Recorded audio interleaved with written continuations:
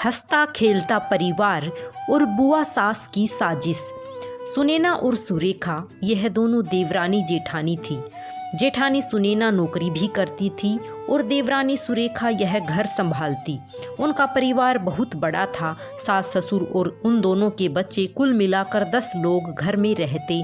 और अब बहुत साल बाद उनकी बुआ सास अपने भाई के घर रहने आई थी।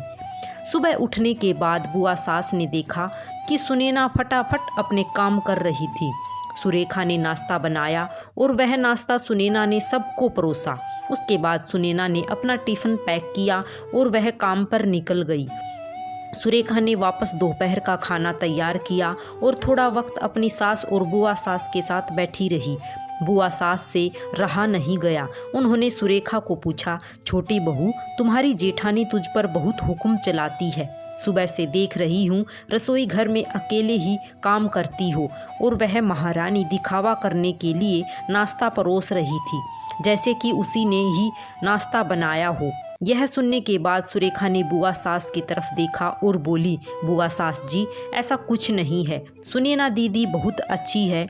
बुआ सास बोली, तुम बहुत भोली हो सुरेखा, मुझे सब समझ में आता है।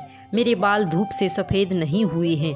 सुरेखा से अब नहीं रहा गया। वह बोली, ऐसा नहीं है बुआ जी, आपको सुनैना दीदी ने सबको नाश्ता परोसा वह दिखा, पर आपको यह नहीं दिखा कि दीदी ने मुझे ज़बरदस्ती सबसे पहले नाश्ता करने को दिया और चाय भी दी। वह रोज़ मुझे ऐसे सबसे पहले ही नाश्ता दे देती है, नहीं तो सबके लिए नाश्ता करते करते मैं खुद के लिए नाश्ता बनाना भूल जाऊंगी। दीदी मेरी कितनी चिंता करती है। दीदी सुबह जल्दी उठकर मंदिर साफ़ करती है, फूल सजा कर रखती है और मुझे उनके 1 घंटे बाद उठने के लिए कहती है। शाम को आते समय बाजार से सब्जी भी लेकर आती, क्योंकि हमारे मिस्टर रात को देर से आते हैं। और मम्मी जी को सुनैना दीदी ने बाजार में जाने को मना किया है, क्योंकि अब उनकी उम्र 60 साल से ज़्यादा हो गई है। बाजार में जाते समय उनको तकलीफ़ होगी, उनके पैर बहुत दुखेंगे। कभी उनको बाहर घूमने का मन हुआ तो सुनैना दीदी छुट्टी लेकर उनको घुमाने ले जाती है। और हाँ बुआ जी, दीदी रोज़ शाम को आने के बाद वह कितनी भी थकी हो तब भी मुझे खाना बनाने में मदद करती है। वह मेरी बड़ी जेठानी ज़रूर है, पर मुझे अपनी छोटी बहन ही समझती है और मैं उनको अपनी बड़ी बहन समझती हूँ। यह सब सुनकर बुआ सास एकदम चुप हो गई। उनकी चुगली सुरेखा के आगे टिक नहीं पाई। शाम को सुनैना सब्जी की थैली सुरेखा के पास देते हुए बोली, सब्जी के साथ तुम्हारे मनपसंद लेखक की किताब भी उसमें है। यह सुनकर सुरेखा खुश हो गई। सुनैना को थैंक यू बोलकर सब्जी की थैली किचन में रखकर वह अपने रूम में चली गई।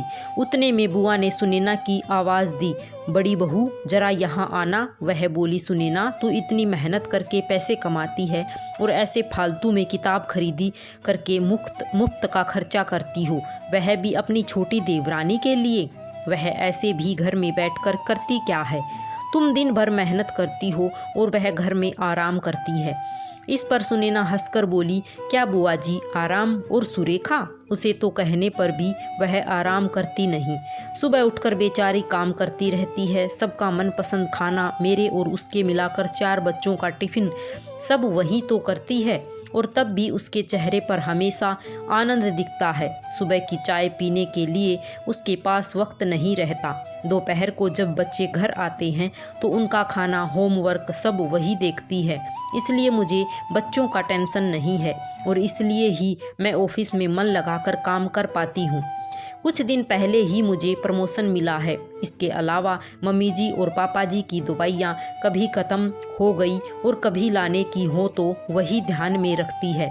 घर में कोई मेहमान आए तो उनकी मेहमान नवाजी भी वो वही करती है। बुआ जी घर और बच्चे संभालना छोटी बात नहीं है। इतना सब सुनकर बुआ जी उनकी तो बोलती ही बंद हो गई। सुनैना कभी कोई शिकायत नहीं करती है, वह सब काम कर लेती है। वह सिर्फ पढ़ना पसंद करती है। फिर मैं मेरी छोटी बहन के लिए इतना नहीं कर सकती? मैं नहीं करूँगी तो फिर कौन करेगा? इतना बोलकर सुनैना अपने रूम में चली गई। यह सब बोलना सुनैना की सास पीछे खड़े होकर सुन रही थी वह बुआ के पास आई और बोली, जीजी यह दोनों देवरानी जेठानी जरूर हैं, लेकिन उनका रिश्ता 2 सगी बहनों से ज़्यादा पक्का है। मेरे घर की मजबूत दीवारें हैं यह दोनों। पहले मैं भी एक बुरी सास थी, हमेशा इन दोनों में झगड़ा लगाने का प्रयास करती थी, पर यह दोनों के प्यार के आगे मैं भी हार गई। वैसे भी झगड़ा लगाकर नुकसान तो हमारा ही घर का होगा ना। पर यह बात बुआ को समझ में नहीं आई। रुदन करते हुए कमरे से बाहर चली गई, क्योंकि उन दोनों में झगड़ा लगाने के लिए ही वह आई थी। पर सुनैना और सुरेखा, इनके जैसी 2 समझदार देवरानी जेठानी के बीच झगड़ा करवाना बहुत मुश्किल था। सुनैना और सुरेखा, इनकी जैसी समझदार देवरानी जेठानी जिस घर में होंगे उस घर का कोई बुरा नहीं कर सकता। जिस घर में ऐसी बहुएं होंगी वह घर स्वर्ग बन जाएगा। देवरानी जेठानी की सुंदर पारिवारिक कहानी आपको कैसी लगी जरूर बताएं।